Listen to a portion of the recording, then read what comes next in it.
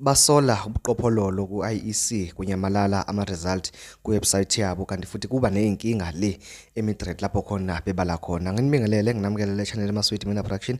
Mina igama lami ngumxolisi Mfana kaDlomo ngizalwa phansi le enkandla amahlathi amnyama. Mangabe ke uyaqala ukufika le-channel, cela ukuthi ungenzele iqiniso lokuthi ucofa subscribe maqedwe bale video, ushaye like bese ke uyakhomenta kulolu daba lonamhlanje. Ngenza kwethu tabengingalo-ke njengamanje luthi ke sekusuke inkinga ngasohlangothini le-IEC okanye ohlangothini lwalabo ababala amavoti njengoba ke abantu kade bephumile nge-29 May beyovota beyophakamisa ke amaqembu epolitiki abafisa ukuthi ke abuse lapha ke eMzansi Afrika. Namhlanje ke njengoba ke ukubala lokhu kuqhubeka ke le eMidrand lapho khona ke i-IEC izinze khona kanti ke futhi ke njengoba ama-result bezilokhu siwabona ke ku-website online ku-website ke yabo i-IEC. Njengamanje ke isikhathi ke siyashaya sithi 7 ama-result ke ayanyamalala kuyo yonke ke indawo, kuvela ama-result ase-Gauteng kuphela, nawe ezinye ke indawo nezincane lezi ezinye ke ayisaveli, kanti ke futhi ke nawe eSouth Africa nje ewonke aka-national awasaveli njengamanje. Sebeyabuza abantu ukuthi hawu sekwenze njani kwase kunyamalala ama-result esiya ke ngasophethweni njengoba ke kade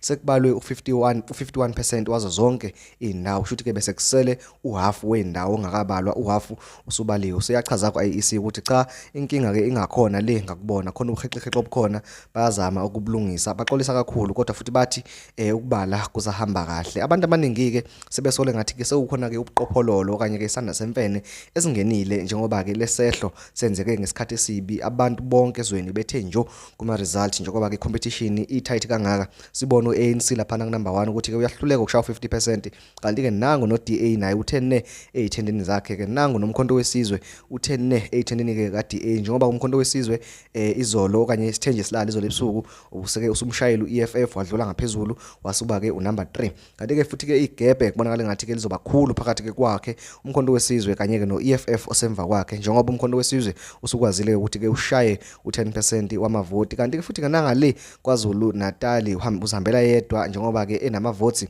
athi ke awabe okanye support ethi ayibeke u43% ngaphezulu kwawo wonke ke la amanye amaqembu alandela ngemuva. Iqembu ke lu number 2 na ke KZN kuba ke iANC ngevoti ke lithi alibo 19%, bese kuthi iqembu ke lithi alibo number 3 khona futhi KZN iIFP nayo futhi ke namavoti awu 19%. Umbango ke njengamanje KwaZulu Natal uphakathi ke kwa number 1 no number 2, likhulu kakhulu igebe phakathi ke kwalaba ke abanye ke abangemuva kusuka ku number 3 kuya le emuva. Kanti futhi nangokunjalo ngoka national mangabe kubhekwa ke iballot lika national, umbango uphakathi ke kwa number 1 no number 2, likhulu igebe phakathi kwa number 2 kanye ke nalabo abanye abangemuva njengoba ke iDA i10 ne ezithendeni ke zakhe uANC. Kanti ke futhi ke naseGauteng umbango ubonakala ngathi ke uzothanda ukuba mzima kakhulu njengoba ke uDA futhi e10 ne kuyona ke iANC kusona ke lesiyazinda saseGoli. Nganza kwethu ngizolokhu nje ngu-update ngazo zonke ezenzakalayo kulolu khetho luka 2024. Engizokucela kwena nje ukuthi ungenzele iqiniso, ungicofele u-like,